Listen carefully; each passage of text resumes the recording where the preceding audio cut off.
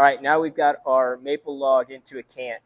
What we're going to do is we're going to drop down 7 inches, and then from the bottom we're going to come up 7 inches, and then we have this little piece right here, which is where the pith is located, that we're going to get rid of. But that'll give us 7-inch wide pieces for our dimensional lumber.